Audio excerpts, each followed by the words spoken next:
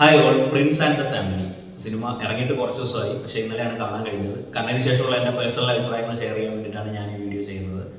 അപ്പോൾ ഇന്നലെ രാത്രി 7:45 PVR ലുലുവിൽ മഴയൊക്കെ നനഞ്ഞ് ജനപ്രിയ നായകൻ ദിലീപേട്ടൻ്റെ കംബാക്ക് എന്നൊക്കെ ഉള്ള റിവ്യൂസും മറ്റും കേട്ടിട്ടാണ് ഇന്നലെ സിനിമ കാണാൻ പോയത്.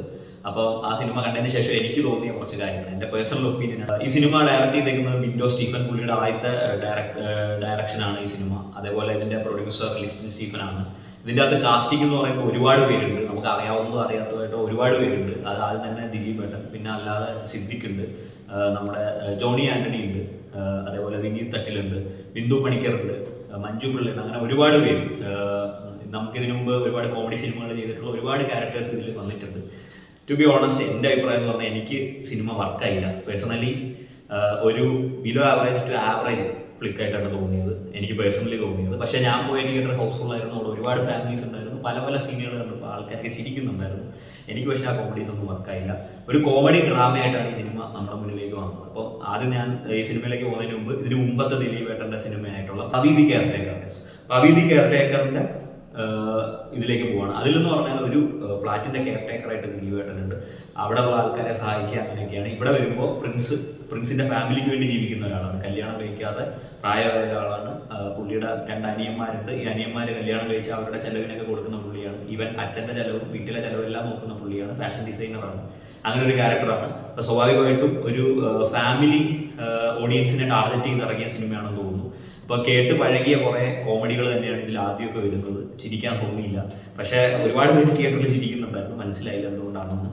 ആൻഡ് പിന്നീട് അങ്ങോട്ട് വരുമ്പോഴത്തേക്ക് സോഷ്യൽ മീഡിയ അല്ലെങ്കിൽ സോഷ്യൽ മീഡിയ ഇൻഫ്ലുവൻസേഴ്സിനെ ആണ് ഇതിൽ മെയിനായിട്ട് ടാർഗറ്റ് ചെയ്തേക്കുന്നത്. അപ്പോൾ എനിക്ക് തോന്നിയ ഒരു കാര്യം എന്ന് വെച്ചാൽ, ഇത് തീരെ യാതൊരുവിധ എഫേർട്ട് അല്ലെങ്കിൽ കുറേ നാളത്തെ റിസർച്ചോ കാര്യങ്ങളോ ഒന്നും ഇല്ലാതെ ഈ സ്ക്രിപ്റ്റ് എഴുതിയതായിട്ടാണ് എനിക്ക് ഫീൽ ചെയ്തത്. കാരണം ഇപ്പം മഞ്ഞപ്പിത്തമുള്ളവൻ കാണുന്നില്ല മഞ്ഞ എന്ന് പറയുന്ന പോലെ അവൻ പറയുകയാണ് ഇതെല്ലാം മഞ്ഞയാണെന്ന് അവൻ സ്ഥാപിക്കുന്ന പോലെയാണ് ഇതിൽ എഴുതി വെച്ചിട്ടുള്ളത്. അതായത് സോഷ്യൽ മീഡിയ ഇൻഫ്ലുവൻസേഴ്സ് എല്ലാവരും നെഗറ്റീവാണ്, അല്ലെങ്കിൽ നെഗറ്റീവ് ചിന്താഗതിക്കാരുള്ളവരാണ്, അല്ലെങ്കിൽ കാര്യങ്ങൾ വളച്ചൊടിക്കുന്നവരാണ് എന്ന് മൊത്തത്തിൽ ഒരു മുദ്ര കുത്തി വരുത്തുന്ന പോലെയാണ് ഇതിൻ്റെ സ്ക്രിപ്റ്റ് പോയത്. പക്ഷെ ഒരിക്കലും അങ്ങനെയല്ല. നല്ലതായിട്ട് ജെന്യൂനായിട്ട് കാര്യങ്ങൾ ചെയ്യുന്ന ഒരുപാട് പേരുണ്ട്.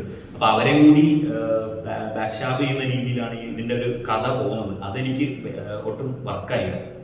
പിന്നെ എടുത്തു പറയേണ്ടത്, ഇതിൻ്റെ അകത്ത് ദിലീപേട്ടൻ്റെ നായികയായിട്ട് വരുന്ന പെൺകുട്ടി അടിപൊളിയായിട്ട് ആക്ട് ചെയ്തിട്ടുണ്ട്. പേര് അറിയില്ല, നല്ല രീതിയിൽ ചെയ്തിട്ടുണ്ട്.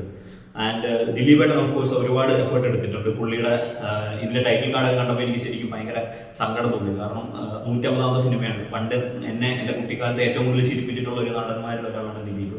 പക്ഷേ ഇപ്പോൾ ദിലീപ് ഭയങ്കര സ്ട്രഗ്ലിംഗ് ഫേസിലാണ്. കാരണം പുള്ളിയെ പഴയ കണ്ടംപററി പണ്ട് ചെയ്തു വെച്ചിട്ടുള്ള കോമഡി സാധനങ്ങൾ ഇപ്പോൾ വീണ്ടും അത് ആവർത്തിക്കാൻ ശ്രമിക്കുമ്പോൾ നമുക്കൊരു ആവർത്തന വിരസതയുണ്ടോ, അതാണ് എനിക്ക് പേഴ്സണലി തോന്നിയത്. പക്ഷേ കുറേ ആൾക്കാർ ചിരിക്കുന്നുണ്ടായിരുന്നു, അവർക്ക് മേ ബി വർക്കായിട്ടുണ്ടാവും.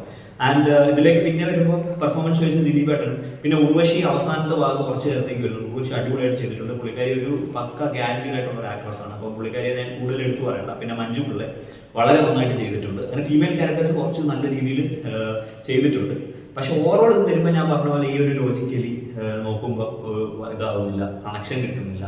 അങ്ങനെ ഫസ്റ്റ് ഹാഫ് എനിക്ക് ഒട്ടും വർക്കായില്ല. സെക്കൻഡ് ഹാഫിലേക്ക് വരുമ്പോൾ അവിടെ ഇവിടെയൊക്കെ ആയിട്ട് വർക്കായിട്ട് ഈ ഒരു കൺസെപ്റ്റ് എനിക്ക് കൺവേ ആയി. പക്ഷെ അവർ ഉദ്ദേശിച്ചേക്കുന്ന ആ ഒരു കാര്യത്തോട് ഒട്ടും യോജിക്കാൻ പറ്റില്ല.